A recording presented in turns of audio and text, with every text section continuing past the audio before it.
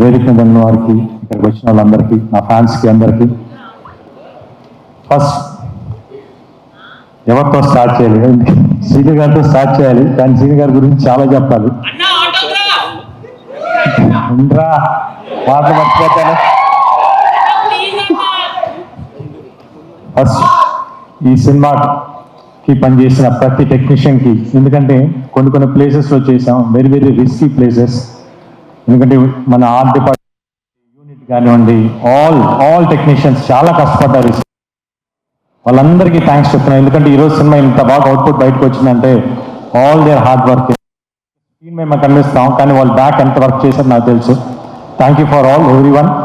The same time music director Chetan, తను first director గారు చెప్పినప్పుడు అబ్బాయి మామూలుగా మన తెలుగు అబ్బాయి వైజాగ్ కుర్రాడు చాలా బాగా చేయాలి, ఆర్ఎక్స్ అంటే చూసాం, చాలా బాగుండింది. డెఫినెట్గా సార్ అని చెప్పిన తన సౌండింగ్ వెరీ వెరీ యూనిక్గా ఉంది, చాలా కొత్తగా ఉంది. తన ఫస్ట్ సాంగ్ ఏదైతే మా మరాఠన్ మగ విన్నానో అప్పుడు సాంగ్ డైరెక్టర్ గారు వినిపించినప్పుడు, సార్ ఇది అంటే ఇంకో పేరు చెప్పకూడదు బాగుంటుందేమో అని చెప్పి, పెద్ద మ్యూజిక్ డైరెక్టర్, ఇండియా వన్ పెద్ద మ్యూజిక్ డైరెక్టర్ లా కొట్టినట్టు ఉంది సార్ అని అన్నాను నేను. ఎక్స్ట్రాడినరీగా ఉంది సౌండింగ్ అనేది, అంతా బ్యాక్గ్రౌండ్ స్కోర్ కూడా ఇరగదీస్తే అట్టట్లా లేదు. Thank you. సినిమా ఇంత బాగా రావడానికి కారణమయ్యారు. డిసెంబర్ విశ్వప్రసాద్ గారు రావడం నాకు ఈ సినిమాకి చాలా పెద్ద ప్లస్ అయింది. Thank you so much sir. The same time Gopi Mohan ఈ సినిమాకి రైటింగ్ స్క్రీన్ ప్లే కానీ డైరెక్టర్ గారికి హెల్ప్ చేసిన రైటర్స్ కానీ వాళ్ళందరికీ, గోపి మోహన్తో ఆల్ చేశాను. లక్ష్యం లౌక్యం దీనికి మళ్ళీ చేస్తున్నాను. డెఫినెట్గా we going to hit the same range of it again. The same time ఈ సినిమాకి వర్క్ చేసిన ప్రతి ఆర్టిస్టులు నాతో వర్క్ చేసినప్పుడు నేను వాళ్ళకి సారీ చెప్పాలి. ఎందుకంటే వాళ్ళతో యాక్ట్ చేసేటప్పుడు నేను వాళ్ళని ఇబ్బంది పెట్టాను. ఎందుకంటే వాళ్ళ యాక్ట్, ఎందుకంటే సీన్స్ అట్లా ఉన్నాయి, వాళ్ళు చేసినప్పుడు నాకు నవ్వు వస్తూ ఉండేది. నాకు ఆగదు పాపం. 1 టేక్ 10 టేకులు చేసేవాళ్ళు పాపం. బట్ వాళ్ళు తిట్టుకున్నా కూడా నేను ఏం చేయలేను, ఎందుకంటే నాకు నవ్వు వస్తాను. ఎందుకంటే సీన్స్ అంత బాగా వచ్చినాయి, ఎక్స్ట్రాడినరీ. ఎందుకంటే సెట్లో నవ్వుకుంటా. Thanks for all the artist who cooperated with me. ఇంకా ఫైనల్లీ లాస్ట్ శ్రీను గారితో నేను ఇప్పుడు కాదు ఎప్పటి నుంచో చేద్దామని అనుకుంటా ఉన్నాను. బట్ 2-3 years బ్యాక్ కుదిరింది. ఫస్ట్ ఒక ఫంక్షన్లో కలిసాం, అప్పుడు అడిగాను డెఫినెట్గా మళ్ళీ చేద్దాం సార్ అని చెప్పేసి అని. తప్పకుండా చేద్దాం గోపి అని చెప్పేసి అన్నారు. అప్పటి నుంచి జర్నీ స్టార్ట్ అయింది. దాని తర్వాత శ్రీను గారితో కూర్చున్నప్పుడు ఫస్ట్ ఒక 2 లైన్లు చెప్పినప్పుడు, సార్ మీ పాయింట్స్ బాగున్నాయి, కాకపోతే ఇది నాకు సెట్ అవ్వేమో, కొంచెం న్యూ కమర్స్కి అయితే బాగుంటుంది అని అన్నాను. ఎందుకంటే I don't want to lose this opportunity to work with him. ఎందుకంటే శ్రీను గారితో వర్క్ చేయాలి నాకు అంత ఆశ ఉండింది. అంటే నాకే నవ్వు వస్తుంది, అంత బాగుంది.